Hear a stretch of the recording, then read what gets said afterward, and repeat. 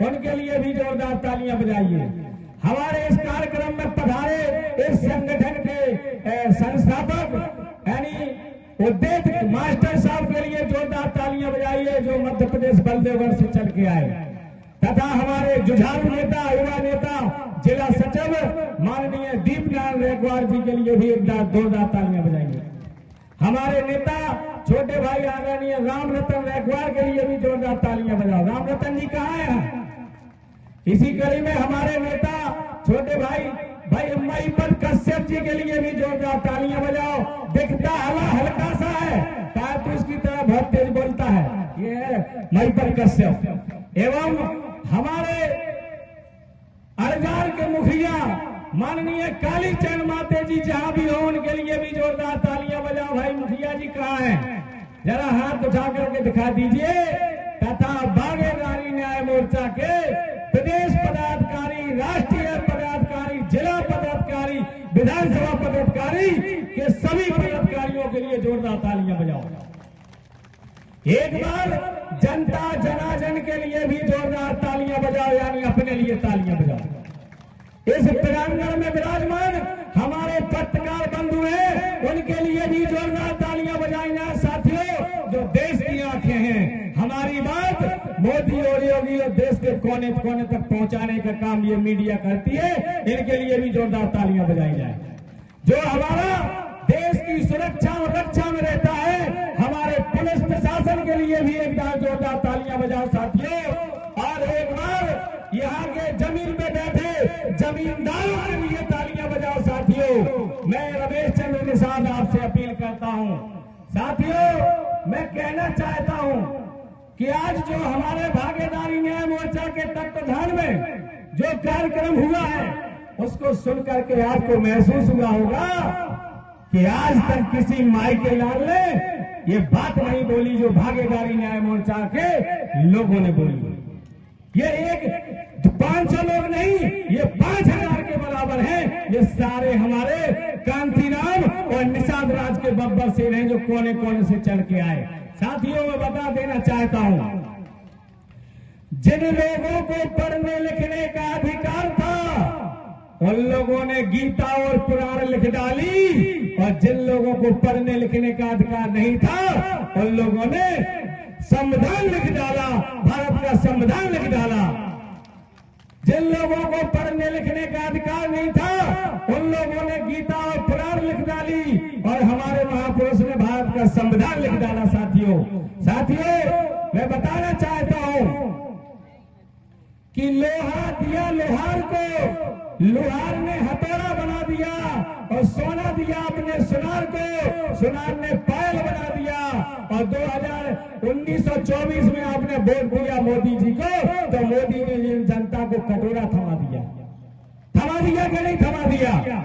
साथियों, मैं बताना चाहता हूं कि अगर भागीदारी न्याय मोर्चा की सरकार बनी, तो आप लोगों को मैं इस मंच के माध्यम से घोषणा करता हूं कि क्या क्या लाभ होने वाले हैं। कोई भी पार्टी छोटी बड़ी नहीं होती है। जब वोट पड़ता है तो सुबह 7 बजे सारी पार्टी 0-0 होती है, और जब शाम को वोट पड़ जाता है जिस पार्टी को, वो पार्टी छोटी पार्टी बड़ी हो जाती है। जिस दिन ये 85% समाज अपनी वोट और बेटी की ताकत समझ जाए, मैं गारंटी से कह रहा हूं, मुख्यमंत्री प्रधानमंत्री ये पाल कुशवाहा निषाद मुस्लिम धोबी धारक जाति का व्यक्ति ही बनेगा। लेकिन जब तक आप 6000 जातियों में बटे रहोगे, तो प्रधानमंत्री मुख्यमंत्री तो दूर की बात, आप मेंबर भी नहीं बन सकते हो। हमें मधुमक्खियों की तरह सीख लेना चाहिए कि उनमें कोई एक पत्थर मारता है तो वे पानी में भी डूबी नहीं छोड़ती है, और आप लोग तो पिटते रहते हो लेकिन अपने भाई को नहीं बचाते हो।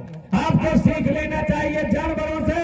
अगर किसी गांव दूसरे गांव का कुत्ता घुस जाता है, तो उस गांव के कुत्ता एक होकर के उस कुत्ता को गांव से जब तक बाहर तक खरीद के नहीं आते, जब तक वो घुसने नहीं देते। और तुम तो इन गद्दारों को झंडा और बैनर ऊपर लगाते हो, और जो है नारा लगाते हो।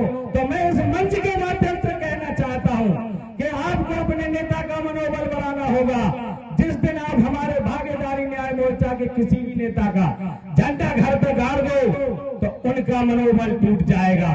और अभी तक आप लोग उनका झंडा गाड़ रहे, सो मनोबल आपके नेता का टूट रहा है। आज से संकल्प लो कि हम अपने घर पे भागीदारी न्याय मोर्चा का झंडा लगाएंगे और वीर फूलन देवी जन संगठन का हरा झंडा गाड़ेंगे, चाहे इसमें कुछ भी करना पड़े। सही कहा साथियों का गलत? हाथ उठा के बताओ जरा। साथियों, मैं इस मंच के माध्यम से कहना चाहता हूं, मैं तो मछुआरे का बेटा हूं। बेटा, जब हम चने चढ़ाए पानी की मछली पकड़ लेते हैं, चाहे 100 फुट नीचे हो चाहे 200 फुट गहरे हो, हम जब चने चढ़ाए पानी की मछली पकड़ लेते हैं बेटा, तुम तो बाहर वाले डेढ़वा हो, तुम्हें एक दाल में फचाल लगाने में जुंदा उठ नहीं पाओगे। गलत कह रहा हूं? सही। अगर भागीदारी न्याय मोर्चा की सरकार बनी 2027 में आप सबके हिस्सेदारी से, तो भारत में हम क्या करेंगे? हम 9-10 राष्ट्रीय अध्यक्ष। भारत में एक समान शिक्षा लागू करेंगे। ठीक रहेगा कि नहीं रहेगा? रहेगा। जिसका जो है, जहां पर डीएम का बच्चा और मंत्री का बच्चा, किसान का बच्चा एक जगह पढ़ेगा, एक पाठ्यक्रम, एक पुस्तक होगा, तो ठीक रहेगा कि नहीं रहेगा? एक समान शिक्षा लागू करेंगे भारत में। भागीदारी न्याय मोर्चा की सरकार अगर बनती है उत्तर भारत में, तो जो भारत में 3 लाख कंपनियां हैं जिसका पैसा मोदी योगी खा गया है, जैसे सहारा इंडिया, पल्स कंपनी, साई प्रसाद कंपनी, इस पैसे से विधायक सांसद खरीद करके अब गरीबों की गाड़ी कमाई नहीं देना चाहता है, जिन लोगों ने आपके बैंकों में जमा किया और जो है बाट एक्ट 19 भी बना, उसके तहत भी, ये कानून के तहत भी पैसा आपका नहीं देना चाहता है। अगर भागीदारी न्याय मोर्चा की सरकार बनी तो सब गरीबों का पैसा सूद